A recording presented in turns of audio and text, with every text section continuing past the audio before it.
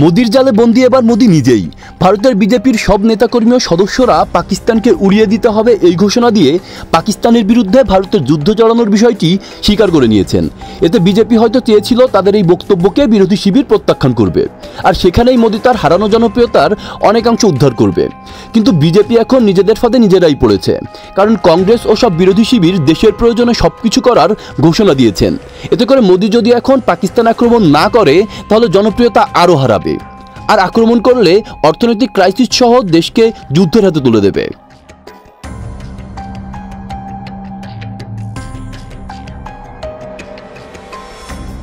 ইতোমধ্যে ভারত সিন্ধু নদের পানি বন্ধ করেছে, আর পাকিস্তান বন্ধ করেছে আকাশসীমা।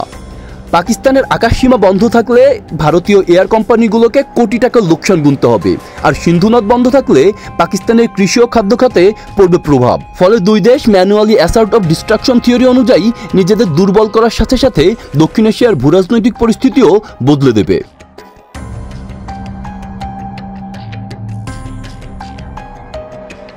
মোদি তার মর্যাদা ঠেকাতে সীমান্তে ছোট ধরনের হামলা বৃদ্ধি করতে পারে। এতে পাকিস্তান যদি জবাব দেয় তবেই দক্ষিণ এশিয়া পুরোপুরি 21 শতকের যুদ্ধক্ষেত্রে পরিণত হবে।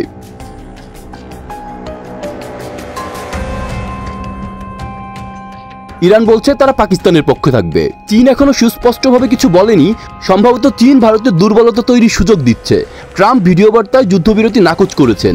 যুক্তরাষ্ট্র এখনই তার মিত্র ভারতকে যুদ্ধের কারণে দুর্বল অবস্থায় পতিত হতে দিতে চাচ্ছে না, কারণ ভারত এই অঞ্চলে দুর্বল হলে যুক্তরাষ্ট্রের ইন্দো প্যাসিফিক কৌশল স্কোয়াড সব ভেস্তে যাবে।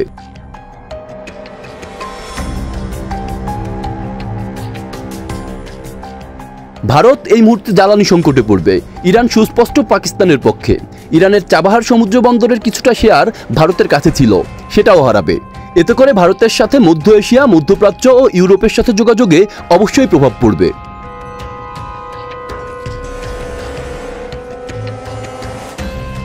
বিজেপি চেয়েছিল এই ঘটনার সুযোগে সব দোষ মুসলমানদের উপর চাপিয়ে পুরো হিন্দু ভোট ব্যাংক নিজেদের ঘরে তুলবে। কিন্তু বিজেপির এই চাল ব্যর্থ করে দিয়েছে ঝান্টু আলী, আদিল হুসাইনরা শহীদ হয়ে। তারা হিন্দুদের জীবন বাঁচাতে গিয়ে নিজেদের জীবন বিসর্জন দিয়েছেন। মূলত দক্ষিণ পূর্ব এশিয়ার মানুষগুলোর মানবিকতার শক্তি তাদের যুদ্ধ পরিস্থিতি ও দাঙ্গা থেকে উতরে দেয়।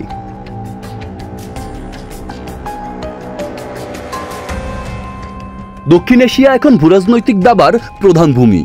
এখানে স্বাধীনতাকামী বিভিন্ন সন্ত্রাসী সংগঠনগুলোকে অর্থায়ন করে সহজেই যুদ্ধক্ষেত্রের উর্বর ভূমি বানিয়ে ফেলা যাবে।